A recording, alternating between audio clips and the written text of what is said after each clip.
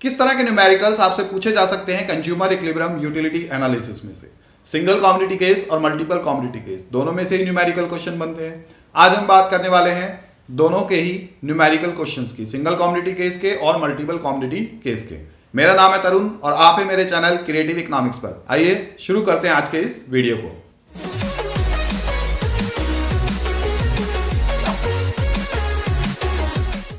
सबसे पहले तो हम बात करते हैं आपको क्वेश्चन में क्या गिवन हो सकता है और क्या आपसे पूछा जा सकता है।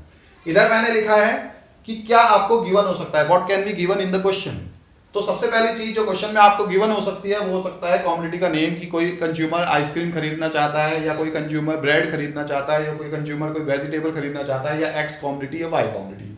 दूसरी चीज आपको क्वेश्चन में उसकी मार्जिनल यूटिलिटी गिवन हो सकती है। हो सकता है कमोडिटी एक ना होकर के दो हो, दोनों की मार्जिनल यूटिलिटी गिवन हो सकती है। एक कमोडिटी को हम एक्स मानेंगे, दूसरी को हम वाई मान लेंगे।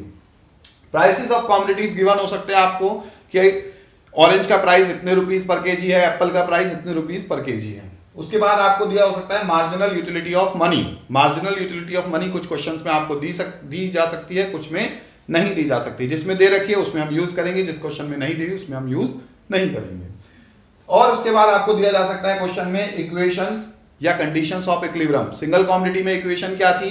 mu of x divide by px is equal to mu of m। वो इक्वेशन आपको दी हो सकती है, या किसी और मल्टीपल कमोडिटी के क्वेश्चन में आपको इक्वेशन दी हो सकती है mu of x divide by px is equal to mu of y divide by py। ठीक है, इस तरह की इक्वेशंस देकर भी आपसे न्यूमेरिकल क्वेश्चन पूछे जा सकते हैं। अभी मैं डिस्कस करूंगा आपसे क्वेश्चंस भी। आपसे पूछा क्या जा सकता है? Find out the consumer is in equilibrium और नॉट। आपसे क्या पूछा जा सकता है कि निकालिए कंज्यूमर इक्विलिब्रियम में है या नहीं है। ये देखना है आपको, आप चेक करेंगे न्यूमेरिकल की हेल्प से कि कंज्यूमर इक्विलिब्रियम में है या नहीं। दूसरा क्वेश्चन आपसे पूछा जा सकता है reaction of consumer. Reaction of consumer आपको पता है, मैंने दोनों वीडियोस में आपको डिस्कस कर रखा है। What will be the reaction of consumer in case of disequilibrium. वो रिएक्शन आपको लिखना पड़ेगा न्यूमेरिकल के सॉल्व करने के बाद, नीचे आपको रिएक्शन जरूर लिखना है। उसके बाद आपसे पूछा जा सकता है impact of change in price on equilibrium. क्या इंपैक्ट होगा चेंज इन प्राइस का इक्विलिब्रियम के ऊपर? कि मान लीजिए कोई कंज्यूमर इक्विलिब्रियम में है, वो 2 यूनिट्स एक्स की खरीद रहा है, 3 यूनिट्स वाई की खरीद रहा है। अचानक से एक्स का प्राइस इंक्रीज हो गया या अचानक से वाई का प्राइस इंक्रीज हो गया। अब कंज्यूमर का रिएक्शन क्या होने वाला है? इस तरह के क्वेश्चन भी आज के इस वीडियो में हम डिस्कस करेंगे। ठीक है, तो आइए शुरू करते हैं आज का पहला क्वेश्चन, फर्स्ट क्वेश्चन, जो कि है सिंगल कमोडिटी केस से। फर्स्ट क्वेश्चन जैसे आपको दिया हुआ है, price of ice cream is ₹10 per unit. तो px कितना दिया हुआ है आपको? ₹10 पर यूनिट। ठीक है, उसके बाद आपको दिया हुआ है marginal utility of money is 4 utils. Marginal utility of money दे रखी है आपको MUM 4। A consumer who is consuming ice cream is getting marginal utility equal to 50 utils. और मार्जिनल यूटिलिटी कितनी दे रखी है आइसक्रीम की? x की 50 यूटिल्स। आइसक्रीम को हमने x कमोडिटी मान लिया, आइसक्रीम को हमने क्या मान लिया? Commodity x। एक कंज्यूमर जो आइसक्रीम खरीद रहा है उसको 50 यूटिल्स मार्जिनल यूटिलिटी भी मिल रही है उससे। अब क्वेश्चन क्या है? Find out he is in equilibrium और नॉट। हमें क्या पता करना है कि वो इक्विलिब्रियम में है या नहीं है। तो हम क्या करेंगे, आपको सबसे पहले कंडीशन लिखनी है ड्यूरिंग इक्विलिब्रियम। अब ये तो आपको पता चल गया कि आइसक्रीम एक ही कमोडिटी की बात हो रही है, तो ये सिंगल कमोडिटी का क्वेश्चन है। तो during equilibrium mu of x divide by px is equal to marginal utility of money. Equilibrium condition यही होती है, this is the condition of equilibrium. अब रिप्लेस करेंगे वैल्यूज को, रिप्लेसिंग द वैल्यूज। जब हम वैल्यू रिप्लेस करेंगे तो हमारे पास क्या आएगा? मार्जिनल यूटिलिटी ऑफ x है 50, प्राइस ऑफ x है 10 इज इक्वल टू और नॉट, अभी देखेंगे हम 4। It is not equal to, क्यों? क्योंकि ये आएगा 5 इज नॉट इक्वल टू 4। इसका मतलब क्या है कि marginal utility of x divide by px greater than है मार्जिनल यूटिलिटी ऑफ मनी से, क्योंकि यहां पर तो क्या है, यहां पर क्या है 5 आया है और यहां कितना आ रहा है 4। मार्जिनल यूटिलिटी ऑफ मनी कितनी है? 4 दे रखी है आपको क्वेश्चन में, और इन दोनों का रेशियो कितना निकल कर आया है? 5। अब रिएक्शन क्या होगा कंज्यूमर का? आपको रिएक्शन लिखना पड़ेगा, he will buy more of x। क्यों खरीदेगा मोर ऑफ x? क्योंकि अभी उसको x को खरीदने से ज्यादा मिल रहा है। रिएक्शन मैंने आपको ऑलरेडी लिखवा रखा है, he will purchase more of x till the point equilibrium is restored। अभी उसको ये जो प्राइस और मार्जिनल यूटिलिटी का रेशियो है ये ग्रेटर देन है किससे, मार्जिनल यूटिलिटी ऑफ मनी से। मनी की मार्जिनल यूटिलिटी क्वेश्चन में आपको 4 दी है, लेकिन आपने जब इन दोनों का रेशियो कैलकुलेट किया 50/10 तो कितना आया 5। 5 is not equal to 4, he is not in equilibrium. आप लिखेंगे he is not in equilibrium, ये लिखना है आपने आंसर में कि वो इक्विलिब्रियम में नहीं है। He will purchase more of commodity X. अब नेक्स्ट क्वेश्चन आपको दिया है, consumer who is purchasing two commodities X and Y, दो कमोडिटीज खरीद रहा है एक्स और वाई। प्राइस दिया हुआ है एक्स एंड वाई का, price of X and Y are 5 and 4 rupees per unit. P X आपको दिया हुआ है 5 और पी वाई आपको दिया हुआ है 4, ठीक है। उसके बाद mu of x is 10 utils, mu of x दे रखी है आपको 10 and mu of y is 12 utils. mu of y कितनी है 12 यूटिल्स। आपको निकालना है find out consumer is in equilibrium और not, also tell his reaction, उसका रिएक्शन भी लिखना है। तो ये चीजें हमें गिवन है।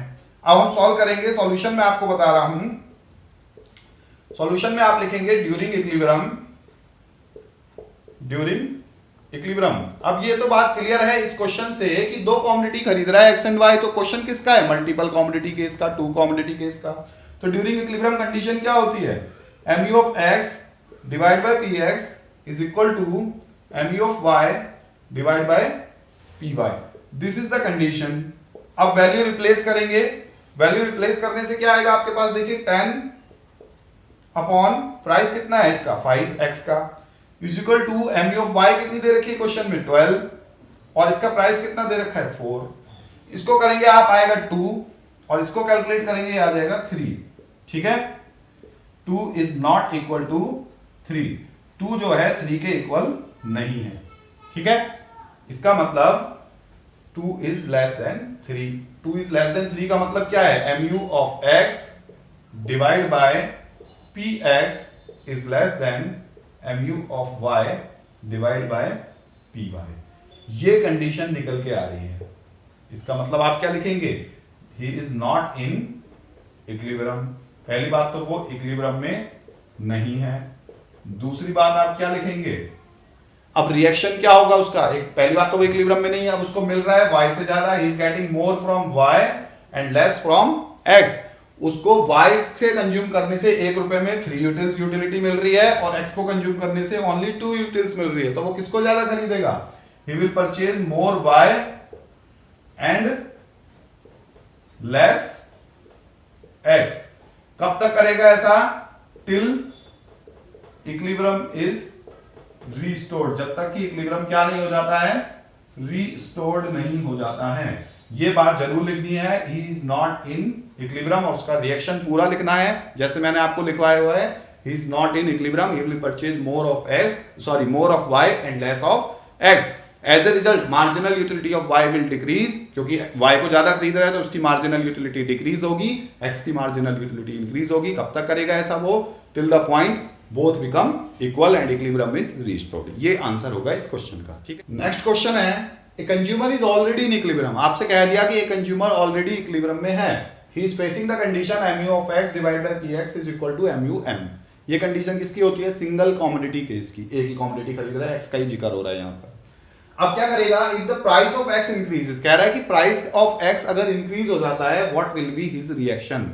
अब अगर x का प्राइस बढ़ेगा तो उसका रिएक्शन क्या होगा, तो आप सॉल्यूशन में क्या लिखेंगे, देखिए कह रहा है कि ऑलरेडी इक्विलिब्रियम में है, कंडीशन आपको दे रखी है, कंडीशन गिवन क्या है, कंडीशन गिवन आपको mu of x divide by px is equal to mu of m। ये कंडीशन फेस कर रहा है वो। फॉर एग्जांपल हम अपनी तरफ से अगर इसमें वैल्यू फिट करके देखें, अगर ये 10 होता है, ये रफली मैं आपको बता रहा हूं कि अगर ये 10 है, mu में m कितना है, मार्जिनल यूटिलिटी ऑफ मनी कितनी दे रखी है, फॉर एग्जांपल 10 होती है अगर ये, तो ये क्या होता है 100/10, तभी तो इक्विलिब्रियम में होता कंज्यूमर, 10 इज इक्वल टू 10 आ जाता है। ये ऐसे हमने करके देखा। अब क्या कह रहा है कि px इंक्रीज हो गया, ये वाला पार्ट इंक्रीज हो गया, px क्या हो गया इंक्रीज, यानी कि यहां पे जो हमने समझने के लिए इसको 10 लिया है ये इंक्रीज हो गया। आगे 10 से अगर 20 हो जाए तो कितना हो जाएगा, 100/20 is equal to 10, 5 is not equal to 10, यानी कि ये क्या हो जाएगा ग्रेटर देन। जब भी यहां पर px इंक्रीज होगा तो लेफ्ट हैंड साइड जो है इस इक्वेशन की, ये जो लेफ्ट हैंड साइड है ये क्या हो जाएगी, लेस हो जाएगी और मार्जिनल यूटिलिटी ऑफ मनी ज्यादा हो जाएगी। मैंने आपको एग्जांपल से बता भी दिया कि 100/10 ले लिया, इधर भी 10 ले लिया, अभी इक्विलिब्रियम में था कंज्यूमर। जैसे ही प्राइस इंक्रीज हुआ, क्या कह रहा है, प्राइस इंक्रीज होगा तो कंज्यूमर का रिएक्शन क्या होगा, प्राइस हमने इंक्रीज करके देखा 10 की जगह, फॉर एग्जाम्पल 20 करके देखा, डबल कर दिया तो क्या हो गया, ये पहले तो यहां पर 10 आ रहा था, अब कितना आ रहा है, ये 5। कितना आ रहा है अब, 5। इसका मतलब 10 इज ग्रेटर देन 5, यानी कि प्राइस बढ़ने से due to increase in price mu of x divide by px less than हो गया मार्जिनल यूटिलिटी ऑफ मनी से। ठीक है, उसका इक्विलिब्रियम डिस्टर्ब हो गया। इक्विलिब्रियम डिस्टर्ब हो गया, इस कंडीशन में रिएक्शन क्या होगा, उसका रिएक्शन आप क्या लिखेंगे, ही विल परचेज लेस x। क्या करेगा वो, x को कम खरीदेगा और कम खरीदने से उसकी मार्जिनल यूटिलिटी इंक्रीज होगी।